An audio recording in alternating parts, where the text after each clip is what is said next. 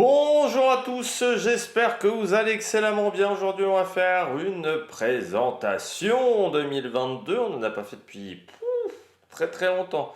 Des présentations de courses, on va présenter Paris-Gien-Bourges ou Paris-Bourges, appelé plus communément. On va revenir sur cette course, sur la dernière semi-classique française, parce que Paris-Tours peut être considéré comme une classique quand même.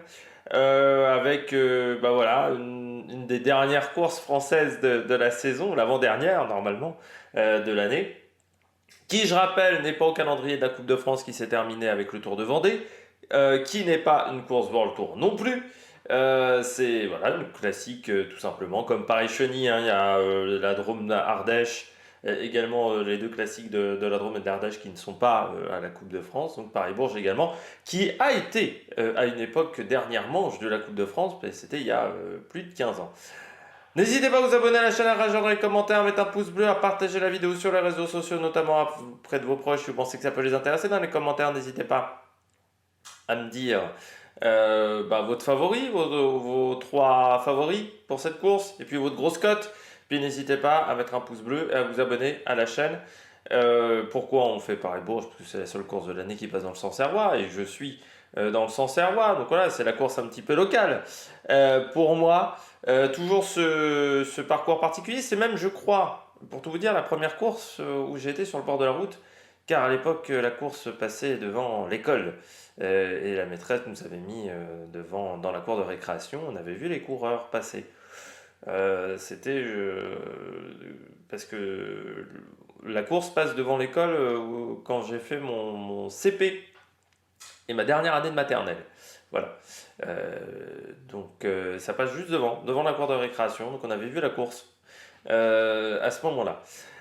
Bagarre entre sprinter et baroudeur aussi du côté de Paris-Bourges. J'ai toujours cette bagarre parce que la course se déroule un petit peu toujours de la même manière. Première partie de course, avant le Sancerrois, bagarre pour aller chercher l'échappée. Souvent, les équipes de sprinters ne veulent pas qu'une grosse échappée parte, mais beaucoup de coureurs veulent partir en échappée parce qu'on sait qu'on peut aller au bout en partant dans l'échappée. Puis ensuite, deuxième partie de course dans le Sancerrois, où les échappés, leur objectif, c'est de prendre le maximum d'avance. Et de l'autre côté, dans le peloton, eh bien, c'est de garder les sprinteurs et de garder un maximum d'équipiers. Et puis la dernière partie de course, où ça se réaccélère, notamment après la côte de Huet, où ça réaccélère énormément, parce que il faut rattraper les échappés qui restent moins de 50 km, donc il faut aller vite. C'est une course qui est atypique de ce côté-là, même si le scénario est souvent le même. Cette année, je pense que ça sera compliqué pour des baroudeurs parce qu'on a un magnifique plateau de sprinter. Là, il y a du lourd hein, aujourd'hui sur Paris-Bourges. Je pense que c'est le plus beau plateau depuis au moins 10 ans sur Paris-Bourges parce que là, il y a du monde et il y a du monde dans beaucoup d'équipes avec pas mal d'équipes World Tour au départ. Et donc, c'est une course qui n'est pas simple pour les sprinteurs de gagner. Pour moi, c'est une belle préparation à Paris-Tours. Alors, c'était encore une meilleure préparation à Paris-Tours avant que Paris-Tours décide de mettre les chemins de vigne. C'est vrai qu'il n'y a pas de chemin de vigne du côté de Paris-Bourges.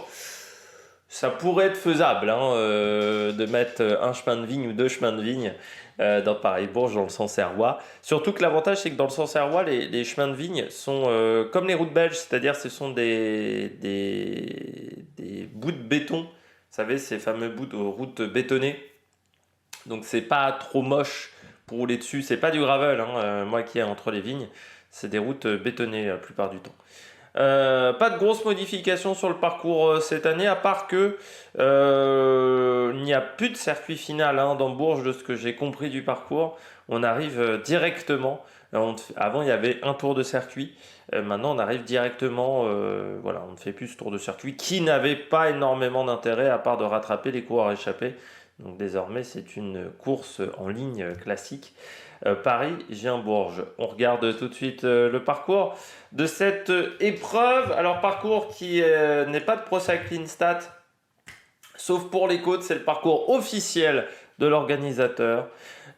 Donc entre Gien et Bourges, c'est pour ça qu'on appelle ça Paris-Gien-Bourges, parce qu'on part désormais de Gien et puis de Paris, avec donc une petite partie du parcours qui se fait dans le Loiret, une grande partie du parcours qui se fait dans le Cher, et notamment une grande partie du parcours qui se fait dans le Pays Fort et plus particulièrement également dans le Sancerrois, mais en fait la moitié du parcours se déroule dans le Pays Fort, auquel appartient le Sancerrois. C'est un petit peu compliqué, c'est le Berry, c'est pas facile.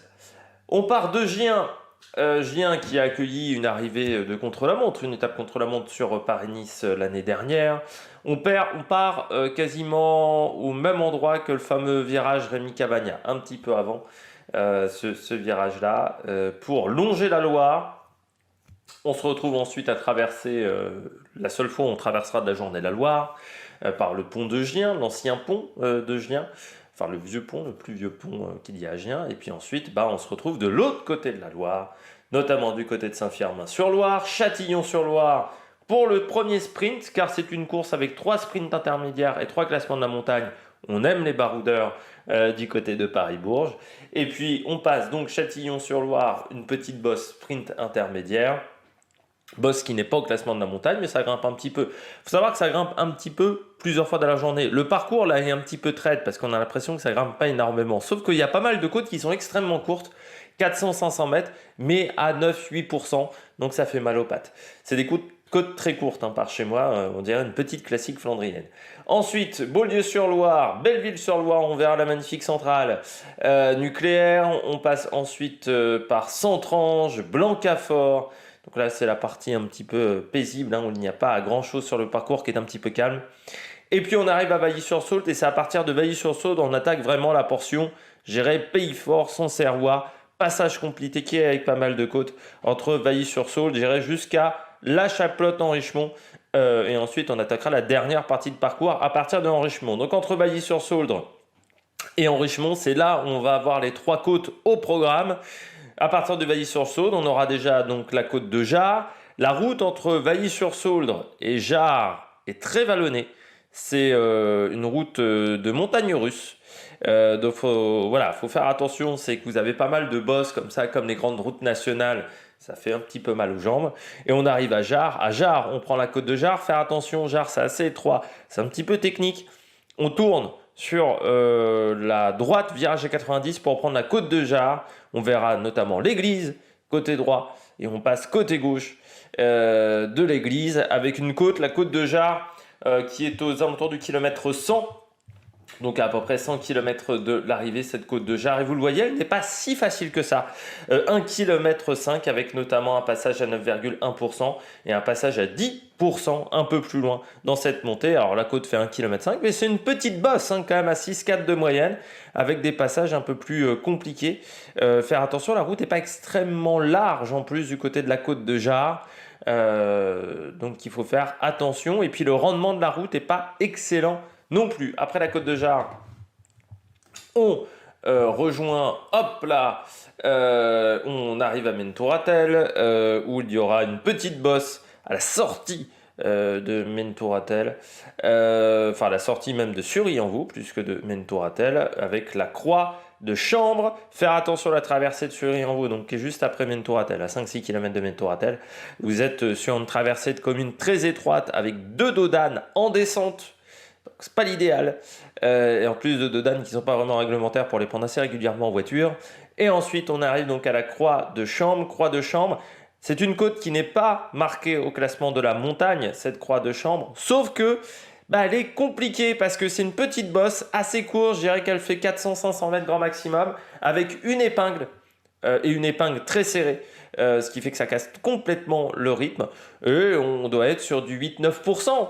Donc là encore, sur 400-500 mètres, ça va faire un petit peu mal. Surtout qu'après la côte de Chambre, ça redescend pas tout de suite, contrairement à ce qu'indique un petit peu le graphique. Et puis ensuite, on arrive à Saint-Satur. Donc Saint-Satur, c'est une commune qui est au pied de Sancerre. On va quasiment pas rentrer dans Saint-Satur, très rapidement, on va dire. Et ensuite, on arrive à la côte du Graveron, que j'appelle moi communément la côte de Chavignol, cette côte du Graveron, qui est au kilomètre. Côte du Graveron, je ne sais pas s'ils me l'ont marqué. Kilomètre 130.1, l'entrée dans Chavignol, donc à 70 km de l'arrivée. Cette côte du Graveron, c'est la plus difficile côte de la journée, cette côte du Graveron, à 337 mètres d'altitude. Pourquoi c'est la plus dure de la journée? Parce que c'est dur, il y a de la pente, c'est étroit, il y a des belles rampes et c'est irrégulier. Vous voyez une côte d'1 km 2, cette côte du Graveron, et avec des passages au-delà de 10%, largement au-delà de 10%, avec même des passages où on va taquiner les 13-14%. C'est assez régulier, la route est très étroite, on est en ville sur la première partie de montée. Là où il y a les 13,5%, la route est vraiment en plus assez étroite à ce moment-là. On a de l'aménagement urbain, donc il faut faire très attention. Et puis ensuite, vous avez un petit replat. Là, c'est au sommet, à la sortie de la commune de Chavignoles, où vous avez un petit replat. Et puis vous avez une dernière rampe compliquée. Et puis à la sortie de cette côte du Graveron, il faudra faire un virage quasiment à 90 degrés, une petite épingle à la sortie pour ressortir de cette côte de Chavignoles ou du Graveron, selon comment on l'appelle. Et là, eh ben, il n'y aura pas de descente, c'est-à-dire qu'on reste sur un plateau encore en haut du sommet du Graveron, sur des routes pas extrêmement bonnes en termes de rendement, pour attaquer ensuite la côte de Buée, qui n'est pas au classement de la montagne, cette côte de Buée. Ça ne veut pas dire qu'elle est facile, cette côte de Buée, c'est juste qu'elle est un petit peu plus régulière que la côte du Graveron. On est à peu près sur le même kilométrage que la côte du Graveron. Traversée de communes encore étroites, la commune de Buée, entre les caves, il faudra faire attention. Et puis ensuite, c'est un peu plus régulier. Sur la dernière partie de montée, en plus, vous avez une portion beaucoup moins difficile que sur la côte du Graveron. Donc c'est pour ça qu'elle n'est pas au classement de la montagne. Et au sommet de cette côte de Buée, on a un virage à 90 et on bifurque ensuite vers Sambeaujeu en descente légèrement pour attaquer Sambeaujeu qui est en cuvette. Dans Sambeaujeu, vous avez une petite bosse encore une fois et puis ensuite ça redescend encore pour traverser la forêt de Sambeaujeu qui, elle, se fait au pied d'une bosse, une bosse, je dirais, à 4-5% de moyenne pendant 1 km, 1 km et demi. Et puis ensuite, on se retrouve à la côte de la Chapelotte, donc qui est la dernière côte du classement de la montagne, qui n'est pas la côte la plus difficile, cette côte de la Chapelotte qui est au kilomètre. Eh bien, je ne l'ai pas au kilomètre, donc ça doit être au kilomètre 160, quelque chose comme ça, donc à une 30-35 km de l'arrivée, cette côte de la Chapelotte. Ah oui, je l'ai peut-être là. Pardon, la côte de la Chapelotte, elle est à 40 km de l'arrivée, précisément, le sommet de la côte de la Chapelotte. Et le sommet de la côte du Graveron est à 65 km de l'arrivée. Et le sommet de la côte de Buée est à 52 km de l'arrivée. La côte de la Chapelotte, donc, qui n'est pas la plus difficile, comme vous le voyez, entre 4,5% et 6-7 sur 500 mètres. C'est la côte la plus longue, mais qui n'est pas la plus difficile. On sera en plus un petit peu abrité au moment de franchir la côte de la Chapelotte. Et puis ensuite, on attaque donc cette fameuse dernière partie de course du côté de Paris-Bourges, c'est-à-dire la partie de course où les équipes de sprinteurs peuvent s'organiser correctement et vont se précipiter pour rejoindre les baroudeurs qui sont à l'avant et qui ont pris de l'avance, notamment avec un dernier sprint intermédiaire à Mentou-Salon. On passera à Henrichemont. Faire attention à la traversée d'Henrichemont, c'est encore un petit peu technique. Et puis ensuite, à partir de Mentou-Salon, des très grandes routes qui ne sont absolument pas propices à une échappée. La traversée de Fussy et puis l'arrivée d'Ambourges. L'arrivée d'Ambourges, on arrive du côté du boulevard de la République d'Ambourges. Faire attention, le parcours final d'Ambourges, là aussi, assez technique. La dernière ligne droite fait 350 mètres. Le dernier rond-point, lui, est aux alentours de 600 mètres de l'arrivée. Il y a pas mal de virages dans les 3 derniers kilomètres. C'est assez technique dans les 3 derniers kilomètres. Notamment, donc voilà, le rond-point de la gare. On va dire qu'on va traverser rapidement. Et puis surtout, ce dernier virage, 350 mètres de l'arrivée. Donc c'est un sprint qui est atypique. L'année dernière, Arnaud Desmar avait lancé d'un peu loin, je crois me rappeler, sur ce sprint de Paris-Bourges.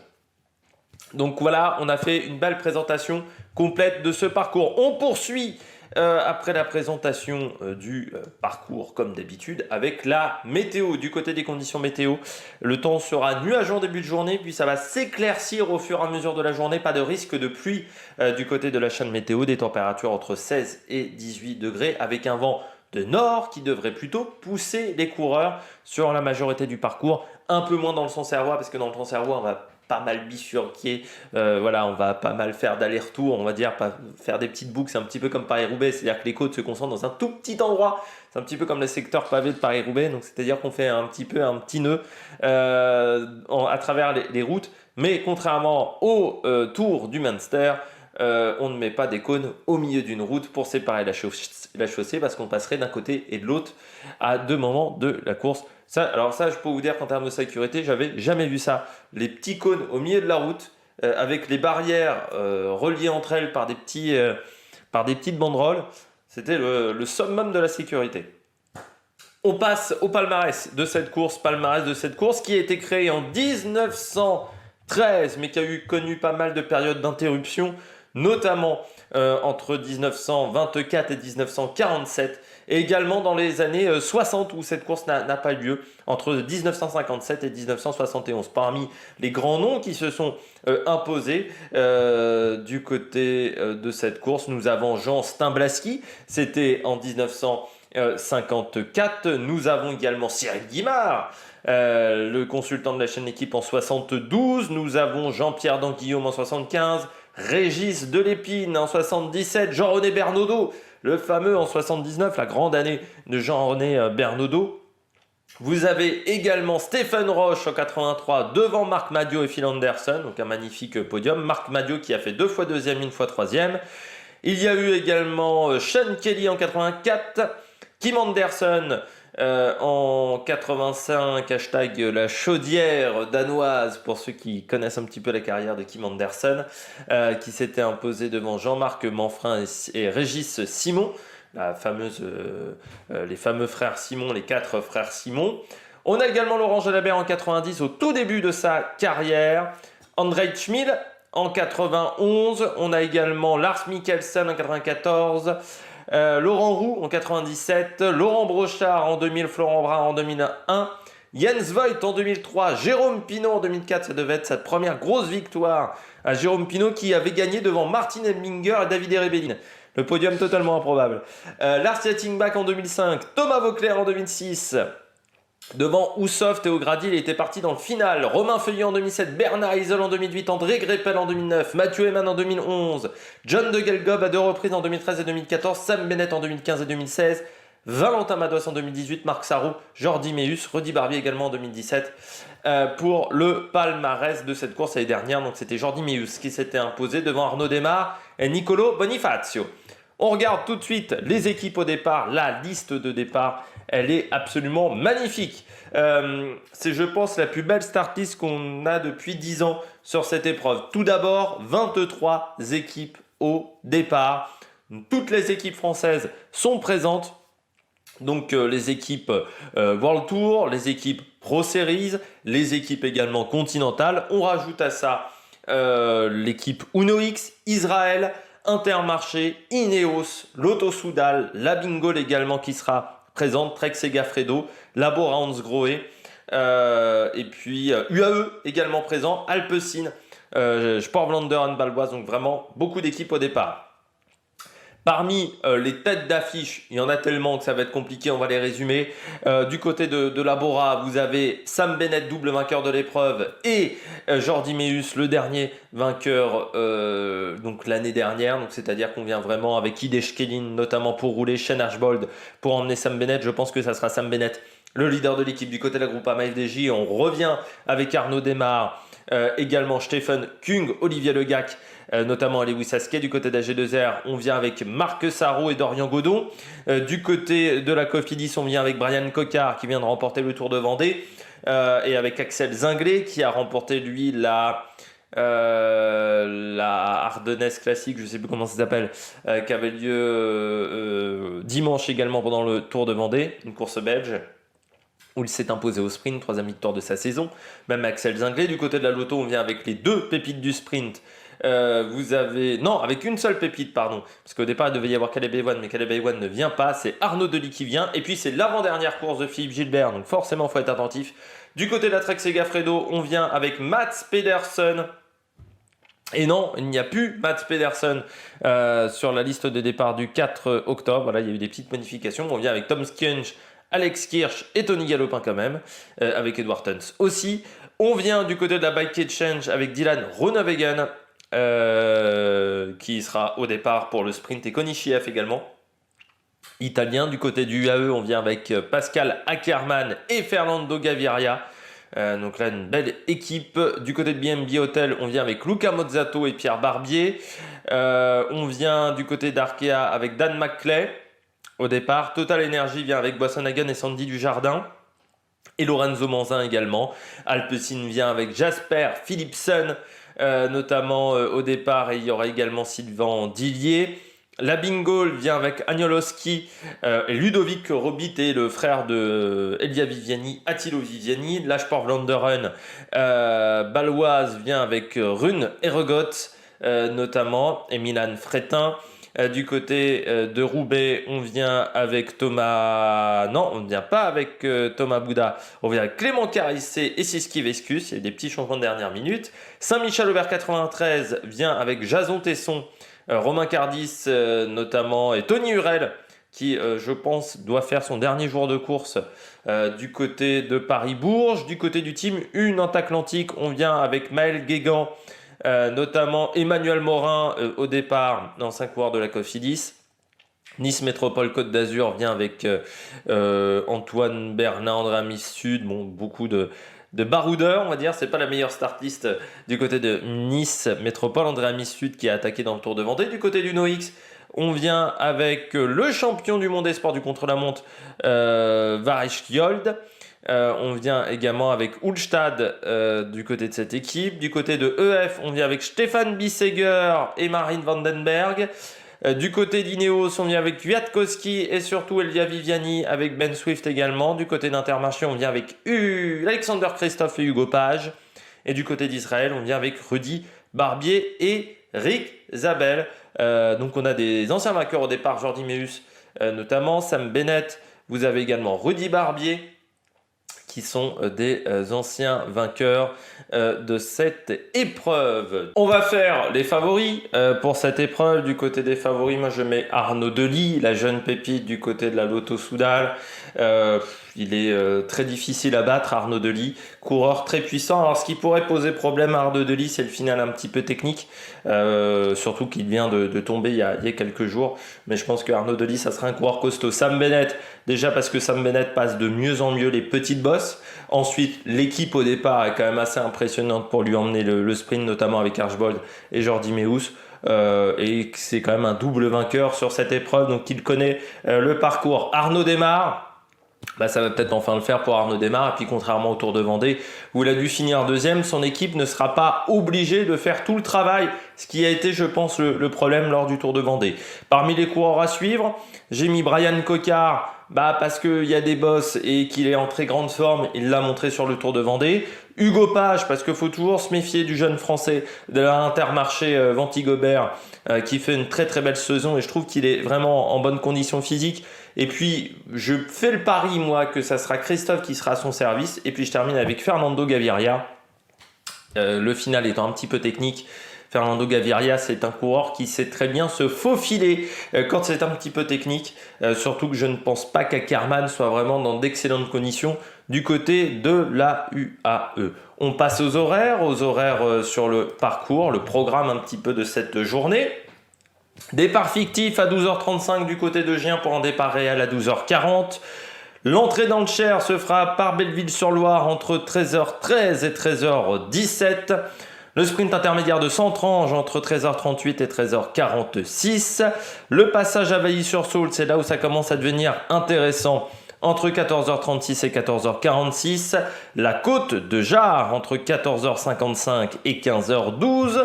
La côte du Graveron ou la côte de Chavignol entre 15h32 et 15h55. La côte de Buée, elle sera entre 15h55 et 16h20. La côte de la Chaplotte, ça sera entre 16h11 et 16h35. 16h38 même précisément. Et pour une arrivée du côté de Bourges, entre 16h48 et 17h19 du côté de Bourges. Pour l'horaire le plus lent, bien entendu, toujours 17h19, 16h48 étant l'horaire le plus rapide calculé par les organisateurs. On termine avec la diffusion télé. Alors, il n'y a pas de diffusion à la télévision, ce qui est bien dommage. Ça pourrait faire une fin de saison formidable du côté de la chaîne L'équipe, mais il y aura une diffusion sur la page Facebook de la course, sur la page de l'UBCC Paris-Gien-Bourges. Je Je vous mettrai le lien dans la description. C'est une première pour la diffusion, on va dire, télévisuelle, si on peut l'appeler comme ça, la diffusion sur les réseaux sociaux. Et ça ne sera pas avant 15 h pour la diffusion, je pense, même s'il n'y a pas d'horaire qui est indiqué par l'organisateur de la course, qui l'a annoncé ce matin. Hein. C'est tout chaud, c'est tout frais. Ça sort du four pour cette information. C'est une première, encore une fois. J'espère que vous avez aimé cette présentation. N'hésitez pas à vous abonner à la chaîne, à rajouter un commentaire, à mettre un pouce bleu, à rajouter la petite cloche quand vous abonnez à la chaîne. Et puis vous pouvez, puis on se retrouve pour faire le débrief de cette épreuve jeudi soir ou vendredi matin. Tout dépendra du temps que ça me prendra pour regarder cette épreuve. Et puis d'ici là, n'hésitez pas à vous abonner à la chaîne, à rajouter un commentaire, à mettre un pouce bleu. Allez, ciao ciao sur la Méric Production.